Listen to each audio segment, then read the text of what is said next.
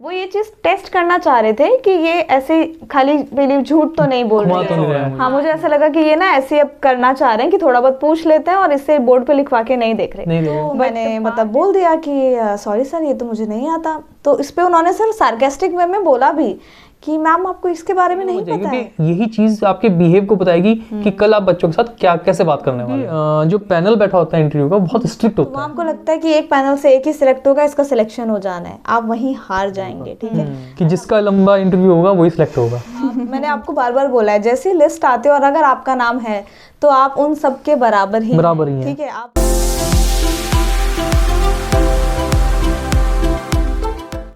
Welcome in our YouTube channel Aditya the dreamer.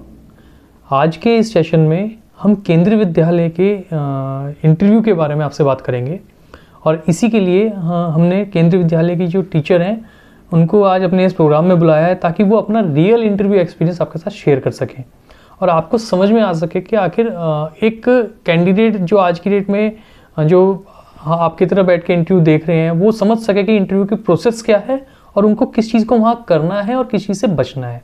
तो आज स्वागत करते हैं सबसे पहले। Welcome ma'am. Thank you sir. Ma'am, सबसे पहले तो आप हमारी ऑडियंस को प्लीज़ अपने बारे में कुछ बताइए। तो सारी ऑडियंस को सबसे पहले तो कंग्रेचुलेशंस, अगर आप तैयारी कर रहे हैं इंटरव्यू की, इसका मतलब आप सेलेक्ट हो चुके हैं। तो मेरा नाम दर्शन हंस है और 2018 में जो एग्ज़ाम्स हुए थे केंद्रीय विद्यालय के वो मैंने क्वालिफाई किए थे। 2019 में इंटरव्यू हुआ और 2019 से फिर मैं पोस्ट टीजीटी की पोस्ट पे काम कर रही हूँ। तो ये एक छोटा सा इंट्रोडक्शन है। आज के इस सेशन में हम बात करेंगे मेरा जो एक्सपीरियंस था पर्सनल इंटरव्यू का, वो कैसा था, क्या क्या मुझसे क्वेश्चंस पूछे गए थे, कैसे मैंने तैयारी की थी पूरे इंटरव्यू के लिए। तो यही सब मैं बताऊंगी आपको। तो मैम, सबसे पहले हम बात करेंगे, देखिए इंटरव्यू तो वहाँ पे जाके देना हो गया, ठीक है। सबसे इम्पॉर्टेंट पार्ट जो मुझे लगता है इंटरव्यू का है वो है सबसे बिफोर इंटरव्यू जो आप प्रिपरेशन करते हैं, तो उसको आपने कैसे प्रिपेयर किया? बिफोर इंटरव्यू मीन्स उसके अंदर आपने इंटरव्यू के लिए कैसे प्रिपेयर किया या उसके लिए अपना माइंडसेट कैसे सेट किया?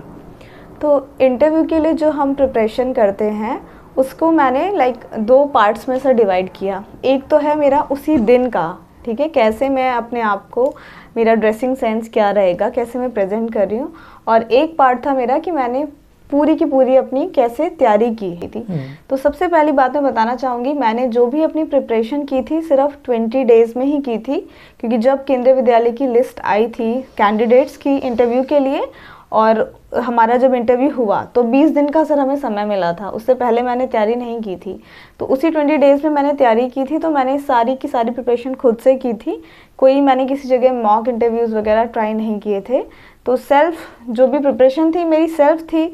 जैसे मैं क्वेश्चंस वगैरह देखती थी कि सब्जेक्ट से रिलेटेड क्या पूछ सकते हैं, या फिर अब क्योंकि आप केंद्रीय विद्यालय का इंटरव्यू की तैयारी कर रहे हैं तो आपको थोड़ी जानकारी केंद्रीय विद्यालय के बारे में होनी चाहिए, कब केंद्रीय विद्यालय खुला था, कैसे उसके अंदर क्या क्या नियम कानून हैं, थोड़े बहुत वो। और क्योंकि केंद्रीय विद्यालय आपकी एजुकेशन बच्चों से रिलेटेड इस चीज़ पे है, स्कूल के बारे में है, तो आपको स्कूल की थोड़ी थोड़ी जो नीतियाँ जो हमारी गवर्नमेंट बनाती है, अभी जो भी शिक्षा नीति है, जैसे मैं बोलूँगी जो नई शिक्षा नीति है, इसके बारे में थोड़ा ज़रूर पढ़ के जाएं, क्योंकि इसके लिए आपको वो क्वेश्चंस पूछेंगे। तो मैंने भी जो प्रिपरेशन की थी इन सारे पॉइंट्स को रखते हुए थोड़ा सा सब्जेक्ट्स, क्योंकि सब्जेक्ट तो हम, मुझे लगता है आप लोग रिटर्न दे रहे हैं तो सब्जेक्ट तो पढ़ चुके हैं, तो उसके साथ साथ अब आपको इंट्रोडक्शन पार्ट, जो फर्स्ट थिंग होता है इंट्रोडक्शन, उसको आपको थोड़ा ज़्यादा अच्छे से तैयार करना है। तो मैम नेक्स्ट क्वेश्चन मेरा इसी पे होगा इंटरव्यू के लिए। अब हम बात करेंगे इंटरव्यू स्टार्ट, आखिर इंटरव्यू स्टार्ट होता है और प्रोसीजर क्या थे उसमें। तो मैं सबसे पहले आपसे बात करना चाहूँगा, जब आप इंटरव्यू बोर्ड के सामने गए और प्लस आपने अपना इंट्रोडक्शन दिया, इस पूरी प्रोसेस को आपने कैसे किया वहाँ पे? तो जैसे मैं आपको थोड़ा सा सर एक्स्ट्रा में बताना चाहूँगी, जब भी आप इंटरव्यूज़ के लिए जाते हैं तो सपोज करो किसी केंद्रीय विद्यालय में ही सेंटर लगा है इंटरव्यू का, तो वहाँ पे बहुत सारे रूम्स में पैनल बना देते हैं, पैनल 1, पैनल 2, अलग अलग पैनल्स हैं और हर पैनल में 10 से 15 बच्चे होते हैं। तो आपको वो बाहर डिस्प्ले हो जाता है, तो फिर पैनल्स के जब आप अंदर जाते हैं वहाँ आपका डॉक्यूमेंट वेरिफिकेशन होता है, उसके बाद एक एक करके आपको इंटरव्यू के लिए भेजा जाता है। तो मैं जब इंटरव्यू के लिए गई थी तो मैंने पहली बात तो सूट सलवार पहना था और उसके ऊपर एक कोट पहन लिया था, ठीक है, जैसे ब्लेजर हम लोग स्कूल में पहनते थे ऐसा ही कोट पहन लिया था। तो जब मैं इंटरव्यू के लिए गई थी तो जो इंटरव्यू पैनल होता है उसके रूम के बाहर एक पियोन या वो रखते हैं जो हमें बुलाते हैं कि अब आपकी बारी है, कॉल करते हैं आपको। हाँ, आपको बुलाते हैं। तो जब उन्होंने मुझे बुलाया तो सबसे पहले जो मैंने बोला था, सर मे आई कम इन, ठीक है। तो पहले उन्होंने, मतलब आप डायरेक्टली नहीं रूम में घुसते चले जाएंगे, इस बात का ध्यान रखेंगे जब आपको बोला जाए तो आप एक बार पूछ सकते हैं कि क्या मैं अंदर आ सकती हूँ या क्या मैं अंदर आ सकता हूँ। उसके बाद सर मैं जैसे अंदर चली गई तो मैंने देखा कि वहाँ पे आई थिंक 7 to 8 लोग थे, जिसमें सामने एक मैम बैठी हुई थी और इधर कुछ मतलब जेंट्स टीचर्स और इधर भी कुछ जेंट्स टीचर्स। जैसे जहाँ तक मुझे लगता है वो प्रेसिडेंट थी उस बोर्ड की। हाँ सर, हो सकता है क्योंकि क्वेश्चनिंग उन्हीं से स्टार्ट हुई, वही स्टार्ट करते हैं प्रेसिडेंट। तो मैं जब अंदर गई तो ये मैंने देखा और मैं जाके वहाँ पे बीच में एक चेयर रखी थी, जस्ट मैं चेयर के पास जाके खड़ी हो गई। फिर उन्होंने मुझे बोला कि आप बैठ सकती हैं, तो मैं बैठ गई। उसके बाद फिर वो इंट्रोडक्शन वगैरह जो सब स्टार्ट हुआ। तो मैम एक बात बताइए मुझे, जैसे उन्होंने इंट्रोडक्शन स्टार्ट किया, जनरली जो मुझे पता है इंटरव्यू के लिए ये क्या होता है, आपका इंट्रो ही आपके क्वेश्चंस की लिस्ट होती है बेसिकली, अगर देखा जाए। हाँ जी। क्योंकि आपने अपना इंट्रो बताया होगा, उसके बाद आपका जो रिज्यूमे वहाँ पे होगा उनके पास वो होगा, तो क्वेश्चन तो उसमें से स्टार्ट हो जाते हैं सबसे पहले। बिल्कुल, ये बात मतलब बिल्कुल सही बोली है सर आपने कि आप अपना इंट्रोडक्शन जितना स्ट्रॉन्ग बनाएंगे, जितना मतलब उसको कहते हैं ना इम्पैक्टफुल बनाएंगे, वो उतना ही अच्छा रहेगा। क्योंकि उनके हाथ में आपका रिज्यूम भी होता है उस टाइम पे, तो वो पूरे रिज्यूमे में देखते रहते हैं आपने जो चीज़ें लिखी हैं। तो इंट्रोडक्शन पे थोड़ी सी मेहनत ज़्यादा कर लीजिएगा। इंट्रोडक्शन जैसे अगर मैं अपने बारे में बताऊँ तो उन्होंने मुझसे पूछा इंट्रोड्यूस योरसेल्फ, तो ये उन्होंने इंग्लिश में पूछा है, तो इसीलिए मैंने इसको क्या किया था, इंग्लिश में ही आंसर दिया था। अगर वो आपसे पूछते हैं कि अच्छा अपने बारे में कुछ बताइए, तो आप इसको हिंदी में बता सकते हैं। लेकिन एक बात है, अगर आप जैसे उन्होंने सपोज आपसे इंग्लिश में पूछ लिया इंट्रोड्यूस योरसेल्फ, और आपने इतनी अच्छी तैयारी नहीं की है इंग्लिश में अपने आप को इंट्रोड्यूस करने की, तो बहुत ही हम्बल और पोलाइट वे में आप पूछ सकते हैं उनसे कि सर मैं क्या हिंदी में बता सकती हूँ। तो वो आपको ऐसा नहीं है कि मना करेंगे, वो बोल देंगे। तो मैं बताती हूँ कि इंट्रोडक्शन मैंने कैसे दिया था। तो जैसे मैंने अपने आप को इंट्रोड्यूस किया, तो मैंने वहाँ पे बोला, क्योंकि मेरा इंट्रोडक्शन तो इंग्लिश में लिया था उन्होंने, तो मैंने जब बोला कि I have done my schooling from केंद्रीय विद्यालय, तो उन्होंने बोला वहीं से उसी पॉइंट से कि अच्छा आप तो केंद्रीय विद्यालय से पढ़ी हुई हैं, तो आपको तो वहाँ उन्होंने हिंदी में की क्वेश्चन किया, एक सर ने क्वेश्चन किया कि आप तो केंद्रीय विद्यालय से पढ़ी हुई हैं, तो आपको वहाँ के कल्चर के बारे में पता होगा। मैंने कहा यस सर, मेरी 12 साल की पढ़ाई वहीं से है। तो जहाँ अब वो जो मैम बैठी थी, उन्होंने फिर क्वेश्चन पूछना शुरू किया कि आपने ना इसमें काफ़ी सर्टिफिकेट्स लगाए हुए हैं और आपने अपने रिज्यूमे में लिखा भी है कि आपने को करिकुलर एक्टिविटीज़ में बहुत पार्टिसिपेट किया है, लाइक इसमें ग्रुप सॉन्ग हो गया, ग्रुप डांस हो गया, डिबेट्स हो गई, भाषण हो गया, ये सब जो भी एक्स्ट्रा करिकुलर एक्टिविटीज़ हैं। तो मैंने कहा यस मैम, मैं बहुत ज़्यादा एक्टिव रहती थी कॉलेज में भी और अपने स्कूल टाइम में भी। तो वहाँ से उन्होंने सर क्वेश्चन पूछना मुझसे शुरू किया। जैसे एक रैंडम क्वेश्चन उन्होंने पूछा, अच्छा आपने ग्रुप सॉन्ग में कौन सा गाना गाया था। तो मैंने कहा सर मैं उत्तराखंड के केवी में थी, तो वहाँ पे जो वहाँ का फोक सॉन्ग था। फिर रैंडमली पूछते हैं अच्छा तो आपने डिबेट में क्या टॉपिक था आपका, आपने फॉर में बोला या अगेंस्ट में बोला। वो ये चीज़ टेस्ट करना चाह रहे थे कि ये ऐसे खाली पहले झूठ तो नहीं बोल रही है। हाँ, इस वजह से उन्होंने मतलब रैंडमली मुझसे पूछा। तो क्योंकि मैंने फिर बता दिया कि सर ये वाला मेरा टॉपिक था, अच्छा और आपके इसमें आपने ऐसा लिखा हुआ है। तो वहाँ पे जो मैंने अपनी वहाँ पे एक अचीवमेंट का एक आपको वो मिलेगा कॉलम, जो आपको फिल करना होगा इंटरव्यू से पहले, ये आपको मिलेगा। तो उस कॉलम में मैंने जो जो चीज़ लिखी थी ना, उसको उन्होंने बहुत ही बारीकी से पढ़ा था।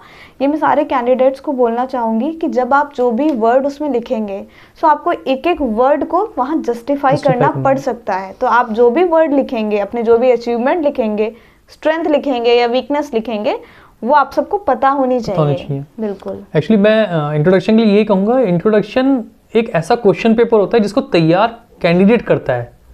ठीक है, आप खुद ही अपना इंट्रोडक्शन तैयार कर रहे हैं, खुद ही क्वेश्चन पेपर बना रहे हैं अपने लिए और खुद ही वहाँ पे प्रेजेंट कर रहे हैं उनको कि आप मेरे से ये क्वेश्चन पूछ लीजिए। तो आपको सबसे इंपॉर्टेंट पार्ट ये है कि खुद प्रिपेयर भी होना पड़ेगा उन क्वेश्चंस के लिए। तो मैम बात करते हैं नेक्स्ट क्वेश्चन के लिए। इंटरव्यू पैनल में आपने बताया कि आपके इंटरव्यू पैनल में 7 to 8 मेंबर्स थे वहाँ पे। जी सर। तो मैम जैसे आप इंटरव्यू में गए और आप वहाँ पे बैठे, आपसे क्वेश्चन स्टार्ट, इंट्रोडक्शन कंप्लीट हुआ, तो क्या सडन आपके ऊपर क्वेश्चंस का बॉम्बार्डमेंट स्टार्ट हो गया क्योंकि 7 to 8 मेंबर्स बैठे हैं, वो क्वेश्चन एकदम से पूछे, या फर्स्ट उन्होंने आपको काउंट डाउन किया कि हाँ ठीक है इंटरव्यू का कैंडिडेट आया है, टेंशन है इस टाइम, काउंट डाउन किया या क्वेश्चन स्टार्ट हुए? ये बात मैं बताना चाहूँगी सभी एस्पिरेंट्स को कि जब आप इंटरव्यू में जा रहे हैं ना, तो आप ये बिल्कुल भी मत सोचिए कि वो तुरंत से आप पे ना एक के बाद एक के बाद एक, वाली है। ये कोई रैपिड फायर राउंड नहीं चल रहा है, आपका इंटरव्यू ले रहे हैं, तो वो बहुत ही काम वे में और बहुत ही आराम से आपसे क्वेश्चंस पूछेंगे। और ऐसा नहीं होगा कि जैसे एक वहाँ पे एक मेंबर बैठे, उन्होंने क्वेश्चन किया और तुरंत इन्होंने क्वेश्चन कर दिया, नहीं। जहाँ तक मुझे लगता है सर, 7 to 8 मेंबर्स में से कुछ आपकी पर्सनालिटी के लिए होते हैं, कुछ आपके सिर्फ एक्सप्रेशंस को देखते हैं कि हाँ एग्जैक्टली कि साइकोलॉजिस्ट कुछ आपके मतलब बिहेवियर को देख रहे हैं, कुछ आपकी बॉडी लैंग्वेज को देख रहे हैं।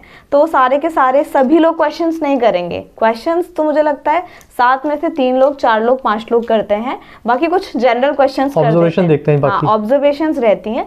और ये जो आपने बोला ना सर कि ऐसे तुरंत क्वेश्चंस नहीं पूछते, क्वेश्चंस पूछते हैं, आपको टाइम भी देते हैं ताकि आप आराम से क्वेश्चन आंसर फ्रेम भी कर सकें और अपना आंसर उनके सामने रख सकें। बेसिकली आपको काम करने की कोशिश की जाती है क्योंकि उनको भी पता है कि एक कैंडिडेट आया है, बाहर से बहुत सारी मिथ साथ में लेके आया होगा और बहुत सारी टेंशन भी साथ में लेके आया होगा, तो कहीं ना कहीं वो इस चीज़ को सबसे पहले काम डाउन करते हैं, फिर आप में से चीज़ें निकालने की कोशिश करते हैं। मैम बात करेंगे नेक्स्ट क्वेश्चन की। हाँ, ये क्वेश्चन मेरा रहेगा सब्जेक्ट स्पेसिफिक से, क्योंकि हर कैंडिडेट एक सब्जेक्ट स्पेसिफिक के साथ जाता है वहाँ पे। जब सब्जेक्ट स्पेसिफिक का क्वेश्चन आपसे पूछे गए तो उसमें क्रॉस क्वेश्चनिंग का लेवल क्या था? तो जैसे मैंने बताया कि फर्स्टली इंट्रोडक्शन होता है, तो इंट्रोडक्शन के बाद ही आपके सब्जेक्ट पे वो लोग जाते हैं। तो हो सकता है किसी का इंट्रोडक्शन पार्ट ही ज़्यादा देर तक चले, किसी का इंट्रोडक्शन थोड़ा कम हो, सब्जेक्ट पे ज़्यादा इंटरव्यू चले। तो जब मेरा इंट्रोडक्शन पार्ट ख़त्म हुआ था, उसके बाद उन्होंने मुझसे एक वाइट A4 साइज़ का पेपर था और वो मुझे मेरे सामने रख दिया था और एक पेन दे दिया कि आप इस पे बताइए। उसके बाद वो अलग अलग क्वेश्चंस लिखते गए। जैसे क्योंकि मैं मैथ्स TGT मैथ्स के लिए मैंने अप्लाई किया था, तो मैथ्स के अलग अलग टॉपिक्स के क्वेश्चन वो लिखते गए। मैंने एक सॉल्व किया, फिर उसके बाद उन्होंने दोबारा एक क्वेश्चन दिया कि अच्छा ये वाला क्वेश्चन बताओ। तो देखो, जब आप एक इंटरव्यू में बैठे हो तो आपको डर, प्रेशर सबको रहता है, ठीक है। अभी मैं इतने आराम से बोल रही हूँ क्योंकि मुझे 3 साल हो गया है काम करते करते, मैं अभी केंद्रीय विद्यालय में टीचर हूँ। लेकिन जब मैं इंटरव्यू देने गई थी, तो जैसे अभी आप लोग एक फियर में है ना, लाइक क्या होता है, तो मेरे को भी सर वही डर था।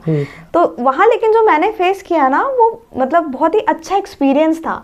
तो जब उन्होंने क्वेश्चंस दिए ना, तो वो आपको टाइम दे रहे हैं, ठीक है। मैंने मतलब हर क्वेश्चन के लिए 5 सेकंड से 10 सेकंड का टाइम लिया, सोचा, उसके बाद मैंने सॉल्व किया।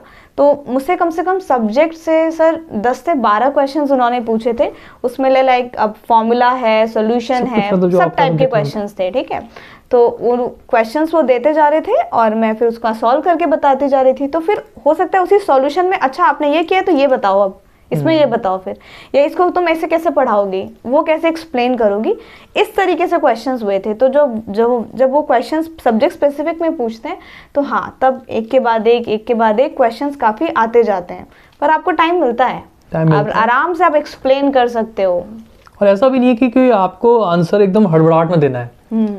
आपकी डिलीवरी ऐसी होनी चाहिए, जो क्वेश्चन आपको आता है उसमें भी आप स्टार्टिंग में टाइम लीजिए 1-2 सेकंड का, और जो नहीं आता या जो इसमें आपको फुल कॉन्फिडेंट नहीं है कि मैं इसको सही बता पाऊंगा, नहीं बताऊंगा, या मैं कंप्लीट नहीं जानता, उसमें भी टाइम लीजिए। ऐसा ना हो कि आप इंटरव्यू के सामने ये शो कर दे कि जो मुझे आता है उस पर तो मैं एकदम से रिएक्ट दे रहा हूँ, और जो मुझे नहीं आता है उस पर मैं रुक रहा हूँ।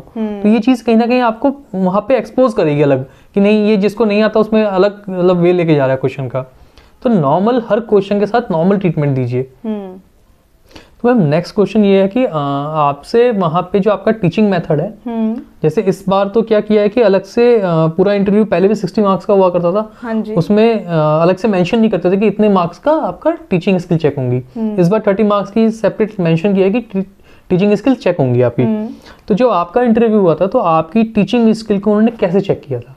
तो जैसे मैंने अभी बताया आप सभी लोगों को कि उन्होंने मेरे सामने A4 शीट रख दी थी। तो एक छोटी सी बात, ब्लैक बोर्ड पे नहीं कराया। हाँ, जैसे एक छोटी सी बात मैं बताना चाहूंगी कि मुझसे पहले जो 2 कैंडिडेट्स थे, उनका इंटरव्यू कम से कम 15 से 20 मिनट चला था और उनको बोर्ड पे लिखने के लिए बोला था, क्योंकि जब वो निकले थे तो जस्ट इतनी ही बात मैं उनसे पूछ पाई थी। तो उन्होंने बोला था हाँ, बोर्ड पे कुछ क्वेश्चन पूछे थे।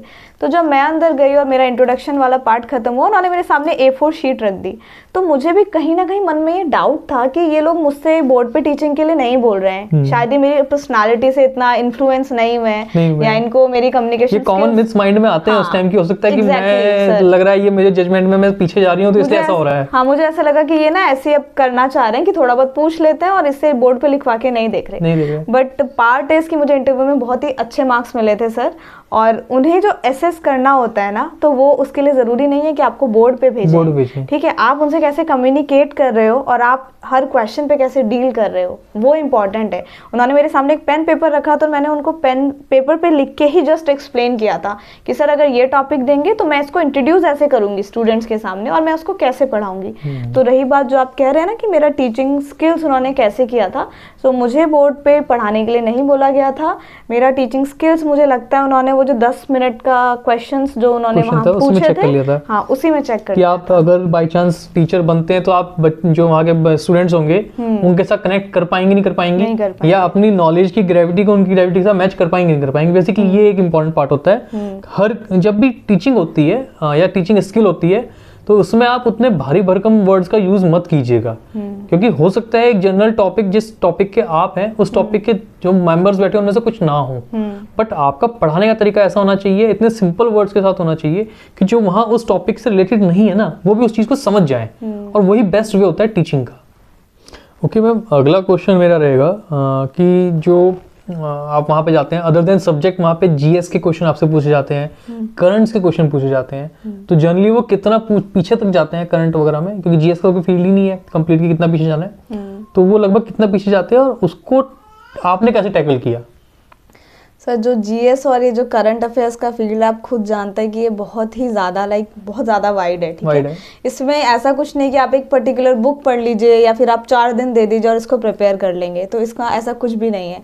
बस ये जो बात है कि वो किस टाइप के क्वेश्चन पूछ सकते हैं, तो ये डिपेंड करता है सर पैनल टू पैनल, ठीक है, पैनल या फिर पर्सन टू पर्सन, ठीक है। हो सकता है जैसे मैं इंट्रोडक्शन दे रही हूँ और मैं बता रही हूँ कि मैंने अपना स्कूलिंग यहाँ से किया है, मैंने अपना कॉलेज यहाँ से किया है, या मेरा नेटिव स्टेट ये है, तो हो सकता है वहीं उसी स्टेट से आपके क्वेश्चन शुरू हो जाएं। तो अच्छा आप इस स्टेट के से हो तो आप स्टेट के बारे में बताइए। तो जीएस और जीके में वो किसी भी टाइप के क्वेश्चंस पूछ सकते हैं मुझसे। सर जीएस में उन्होंने 5 से 7 सवाल पूछे थे, ठीक है, उसमें 2 जीएस के सवाल थे और बाकी मेरे करंट अफेयर्स के क्वेश्चंस थे। तो करंट अफेयर्स और जीएस में तो मिक्स्ड उन्होंने पूछा था। तो जितने क्वेश्चन पूछे सारे सही हो गए थे वहाँ पे? नहीं भाई देखो, मेरे साथ तो ऐसा नहीं हुआ था, हो सकता है आपके साथ हो, हाँ, लेकिन सब्जेक्ट में मेरे सारे क्वेश्चन सही थे सर। मैं बहुत ज़्यादा कॉन्फिडेंट थी, सब्जेक्ट के सारे क्वेश्चन सही थे। अब जब जीके का सवाल आया तो एक क्वेश्चन सही हुआ, दूसरा क्वेश्चन सही हुआ। देखो एक बात है, जब भी कोई इंटरव्यू ले रहा है ना, आप सब लोग उन्हें वाइवा दिए होंगे अपनी लाइफ में, तो आपने देखा होगा कि जो वाइवा जो लेते हैं ना, उनकी ईगो तभी सेटिस्फाई होती है जब आप एक क्वेश्चन का सवाल मतलब उसका आंसर ना दो, तभी वो जाके थोड़ा शांत होते हैं। तो लगातार अगर आप 3-4 सवाल सही देंगे ना, तो कोई ना कोई एक क्वेश्चन वो आपसे ऐसा पुटअप करेंगे ही जिसपे आप रुक जाओगे। तो घबराना नहीं है भाई, आप अब तक इतने सारे सवाल सही देते आए हो, ठीक है। तो ऐसे ही मेरे साथ उन्होंने एक क्वेश्चन पूछा जिसके बारे में मुझे कोई आइडिया नहीं था सर, मुझे नहीं पता था कि क्या ऐसा इसका मतलब हाँ क्या आंसर होगा। तो मैंने मतलब बोल दिया कि सॉरी सर ये तो मुझे नहीं आता। तो इस पर उन्होंने सर सार्केस्टिक वे में बोला भी कि मैम आपको इसके बारे में नहीं पता है। तो मैंने कहा नो सर मेरे को नहीं पता है। तो उसके बाद फिर उन्होंने कहा अच्छा ठीक है कोई बात नहीं, तो आप ये बता दीजिए। फिर उसके बाद उन्होंने 3 और क्वेश्चन पूछे, उसी से थोड़े मिलते जुलते थे, तो उन 3 के आंसर क्योंकि मुझे आते थे तो वो मैंने आंसर दे दिए थे। तो हाँ एक क्वेश्चन ऐसा था जिसका आंसर मैंने नहीं दिया था सर, मुझे नहीं आता था। बेसिकली पूरे इंटरव्यू के अंदर जो सबसे इम्पोर्टेंट पार्ट ये होता है कि आप इंटरव्यू स्टार्ट करते हैं और इंटरव्यू एंड करते हैं, उस पूरे जो टाइमिंग होता है उसके अंदर एक चीज़ इंपॉर्टेंट करती है आपका कॉन्फिडेंस, ठीक है। ओवर कॉन्फिडेंट भी नहीं होना और अंडर कॉन्फिडेंट भी नहीं जाना। जैसे क्वेश्चन गलत हो गया तो आप अंडर कॉन्फिडेंट जाने की जरूरत नहीं है, एक क्वेश्चन गलत हुआ है, इंटरव्यू खत्म नहीं हुआ है, तो एक क्वेश्चन के लिए ज़्यादा सोचने की जरूरत नहीं है, वहाँ पे गलत हुआ है। और दूसरी एक सबसे इंपॉर्टेंट पार्ट कि वहाँ पे बैठने के बाद अगर कोई क्वेश्चन नहीं आता तो आप क्लियर कट मेंशन कर दीजिएगा कि सर ये क्वेश्चन मुझे अभी याद नहीं आ रहा है या मुझे इसका आंसर नहीं पता है।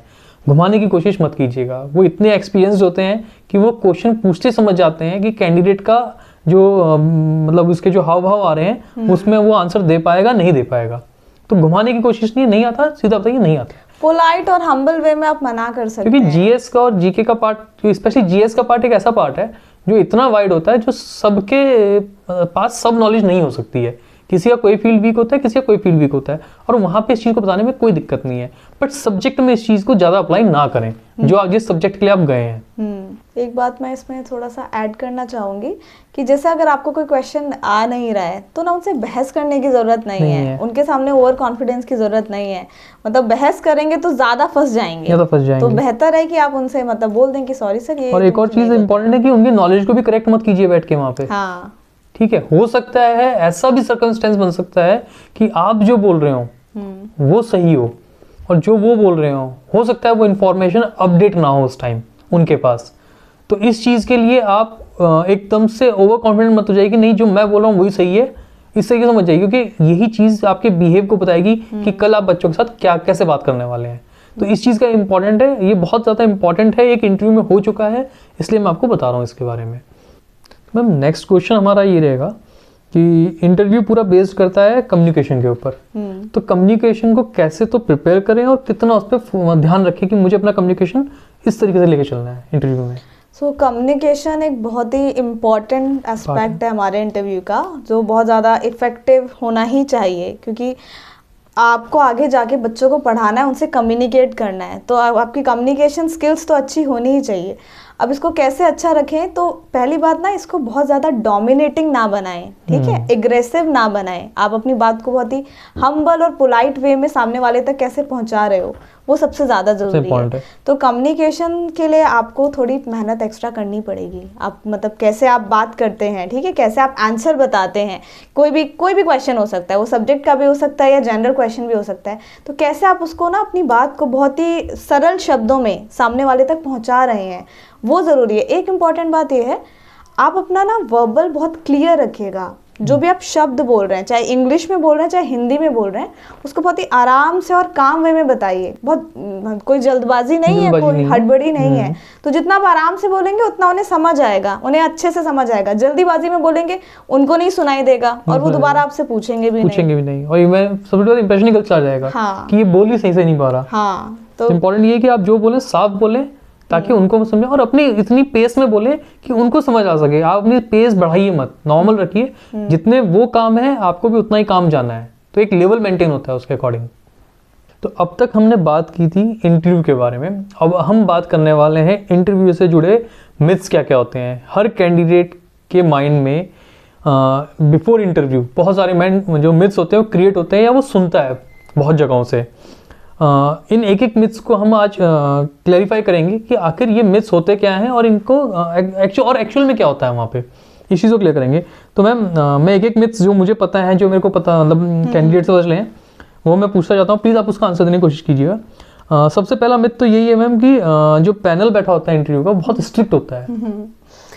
तो ये बात तो वैसे बिल्कुल सही है कि जब तक हम एक इंटरव्यू फेस नहीं करते, हम उसके बारे में केवल सुनते ही हैं। और एक ये मतलब वो है कि लर्निंग बाय डूइंग, जब तक हम उसे करेंगे नहीं, हमें उसके बारे में नहीं पता चलेगा या नहीं सीख पाएंगे।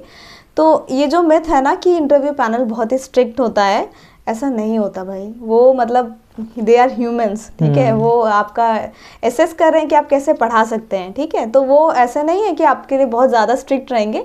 जैसे अगर आप जाके बैठेंगे ना तो आपसे पूछते भी हैं कि आप कहाँ से आए हैं, ठीक है, आप सही हैं और आपने नाश्ता किया है या नहीं, इस तरह के सवाल पूछते हैं। इन सवाल को पूछने का क्या मतलब है, वो आपको काम करना चाहते हैं इंटरव्यू के क्वेश्चंस पूछने से पहले। तो ऐसा नहीं है कि वो बहुत ज़्यादा स्ट्रिक्ट रहेंगे, वो बहुत आराम से क्वेश्चंस पूछते हैं। ओके मैम, नेक्स्ट क्वेश्चन ये बोला जाता है कि जो इंटरव्यू पैनल में बैठा होता है वो जनरली सेलेक्ट करने के लिए, रिजेक्ट करने के लिए बैठा होता है। हाँ नहीं भाई, ऐसा नहीं है। हम सेलेक्ट होके आए हैं वहीं से और वो इंटरव्यू ले रहे हैं, तो उनका उनको पता है कि उनकी प्रायोरिटी रिजेक्ट करने की होती है, इस टाइप से बताया जाता है। नहीं, ऐसा नहीं है। वो फिल्टर कर रहे हैं, वो सब चीज़ देख रहे हैं आपके बारे में। आप जैसे ही मतलब एंटर कर रहे हैं तो आपका कैसे आप उसमें चल के आ रहे हैं, कैसे आप वहाँ खड़े हैं, कैसे आप उनसे बात कर रहे हैं। ऐसा बिल्कुल नहीं है कि वो आपको रिजेक्ट करने के लिए ही बैठे हैं। एक छोटी सी बात है सर, मैं बताना चाहूँगी। जैसे मैंने आपको स्टार्टिंग में बताया था कि पैनल्स होते हैं, ठीक है, तो एक सेंटर पे कम से कम 10 से 12 पैनल्स होते हैं और एक पैनल में कम से कम 10 से 12 कैंडिडेट्स होते हैं। तो ऐसा मानते हैं कि लोगों को ऐसा लगता है ना कि एक पैनल से तो एक ही बच्चा सेलेक्ट होगा या 2 बच्चा सेलेक्ट होगा। तो क्योंकि फिर क्या होता है, सेकंड थिंग कि जैसे आप अपने रूम में जाके बैठते हैं तो वहाँ अपने आसपास देखते हैं, इसकी पर्सनालिटी बहुत अच्छी लग रही है, इसके मार्क्स और ये तो मतलब इसके तो गोल्ड मेडलिस्ट है और ये वो, तो वहाँ आपको लगता है कि एक पैनल से एक ही सिलेक्ट होगा, इसका सिलेक्शन हो जाना है, आप वहीं हार जाएंगे। ठीक है, ऐसा मत कीजिए। जो मैं बताने वाली हूँ कि मेरे खुद के पैनल से 10-12 में से सर 7 एक ही पैनल से। हाँ सर, जब लिस्ट आई थी तो मैंने नाम चेक किए थे, क्योंकि जब आप बैठते हैं ना तो आपकी मुलाकात हो जाती है, तो आप थोड़ा बहुत मतलब वहाँ पे बात कर लेते हैं। तो मेरे खुद के पैनल से सर 6 से 7 लोग सिलेक्ट हुए थे। तो जनरली बोलते हैं कि नहीं करते हैं, एक पैनल से 1 या 2 सिलेक्ट होते हैं। नहीं, आप अगर मतलब आप अच्छे से कम्युनिकेट कर रहे हैं, आपकी स्किल्स अच्छी हैं, तो भैया एक पैनल से भी वो सिलेक्ट कर लेते हैं।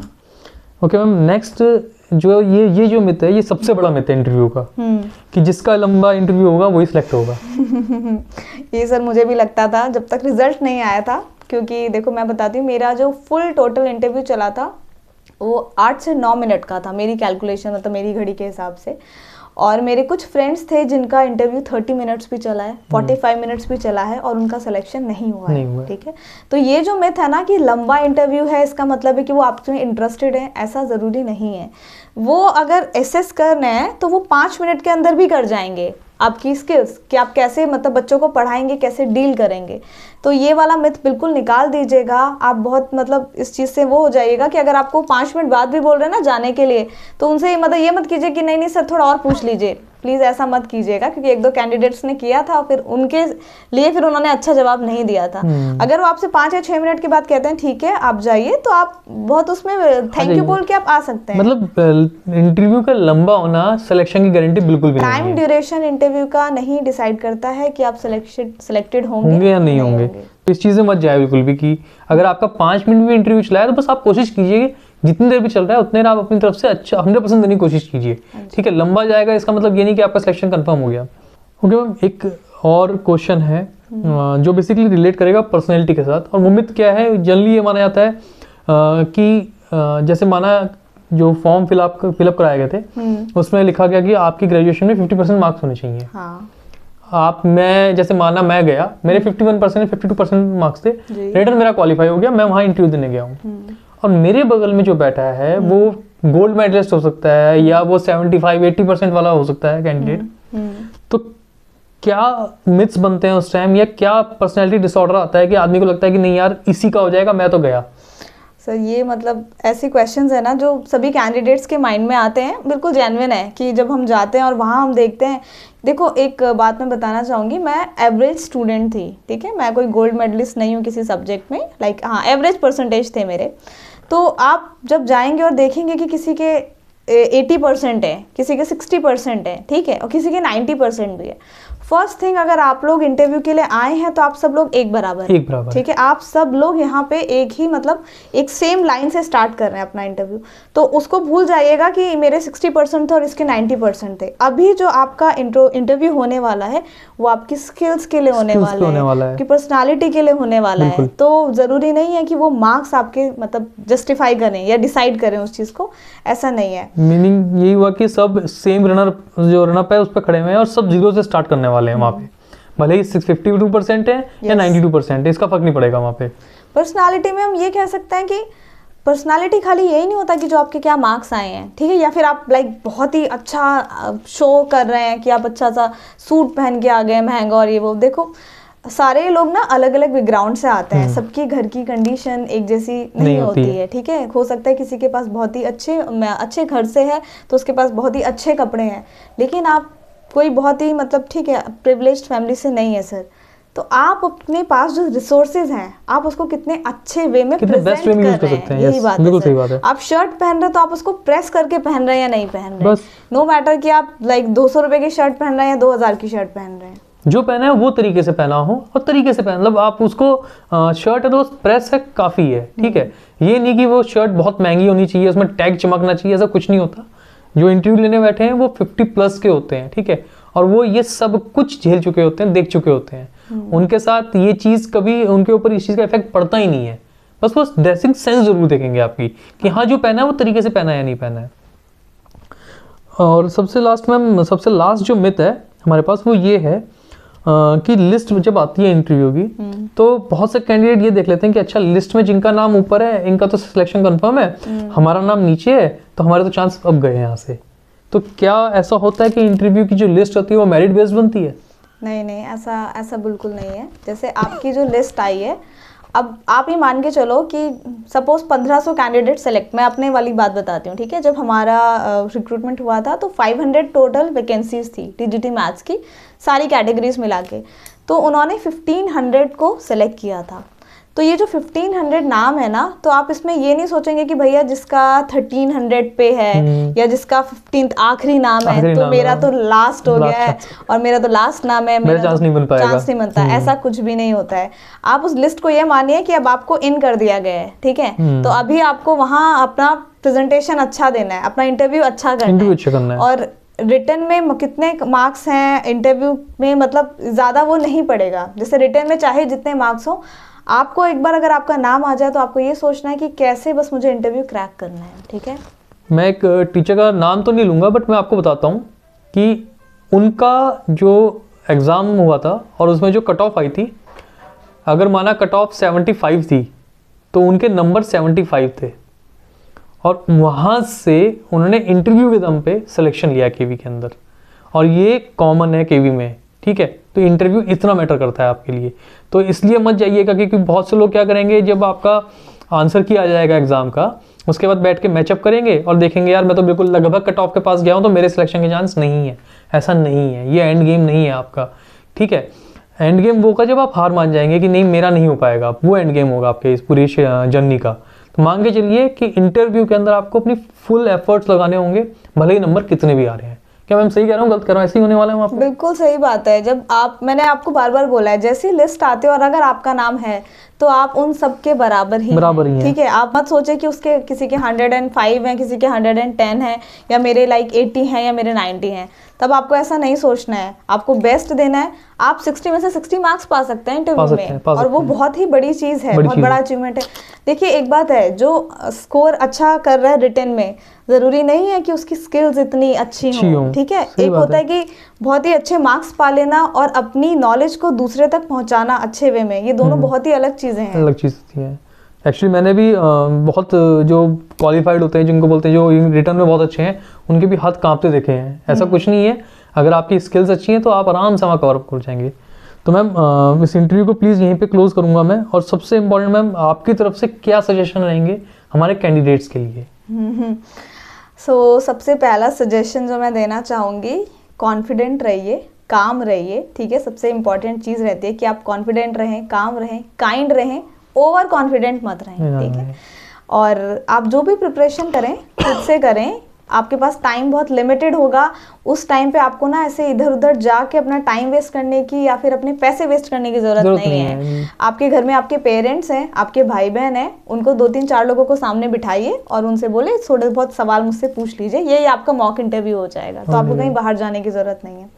एक चीज़ मैं बोलना चाहूँगी कि सेल्फ प्रिपरेशन में आप जो भी प्रिपरेशन करेंगे, ठीक है, तो आपको थोड़ा सा, क्योंकि आप केंद्रीय विद्यालय का इंटरव्यू देने जा रहे हैं, तो केंद्रीय विद्यालय के बारे में थोड़ा सा जान लीजिए, थोड़ा सा अपने देश के बारे में जान लीजिए। ये सब क्वेश्चंस आप जनरल क्वेश्चंस हैं, थोड़ा सा आप ये सब प्रिपेयर कर लीजिए।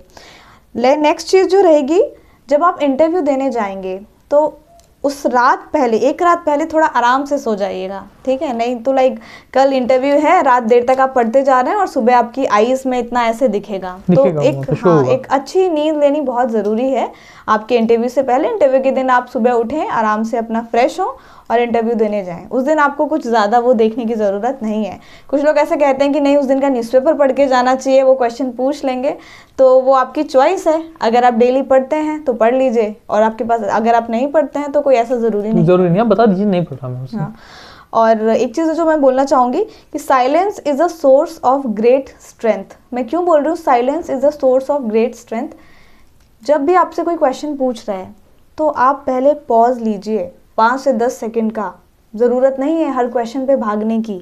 वो इसी चीज़ को देख रहे हैं क्योंकि आपको आगे जाके बच्चों को डील करना है जो आपसे क्वेश्चंस पूछेंगे।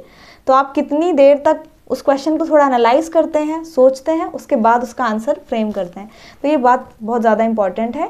सो लास्ट पॉइंट मैं यही कहना चाहूँगी एक बात कि it's a part of your journey, it's not the end. से ठीक है, मतलब एक चीज़ ये रखना कि अगर यहाँ पे भी हमारा सिलेक्शन नहीं होता है तो हम लाइफ में बहुत आगे जाएंगे, हम बहुत कुछ अच्छा कर सकते हैं। उस कॉन्फिडेंस के साथ जाइए। आई एम नॉट सेइंग कि मेरा होगा नहीं, लेकिन इतना कॉन्फिडेंस होना चाहिए कि हाँ ठीक है, ये हमारा जर्नी को खत्म नहीं कर रहा है। ठीक है, ये एक पार्ट है। इंटरव्यू हम दे रहे हैं, अच्छा होता है, अच्छी बात है, हम सीखेंगे, हमारे लिए आगे काम आएगा। तो किसी भी चीज़ से आप सीखते हैं, कहीं भी निराश होने की ज़रूरत नहीं है। वैसे मुझे लगता है अगर आप ये चैनल पे वीडियोस देख रहे हैं तो आपका सिलेक्शन पक्का है और फॉर श्योर आप सिलेक्ट हो ही जाएंगे। एक्चुअली वो तो मैं मैम का थैंक यू कहूँगा लेकिन एक चीज़ और मैं कहना चाहूँगा, देखिए बहुत से ऐसे टीचर्स जिनको मैं जानता हूँ या बहुत से अलग फील्ड के लोग हैं जिनको मैं जानता हूँ जिनका फर्स्ट टाइम में सेकेंड टाइम में सिलेक्शन नहीं हुआ, बट उनके अंदर एक चीज़ बहुत अच्छी थी और वो ये थी कि उन्होंने हार नहीं मानी।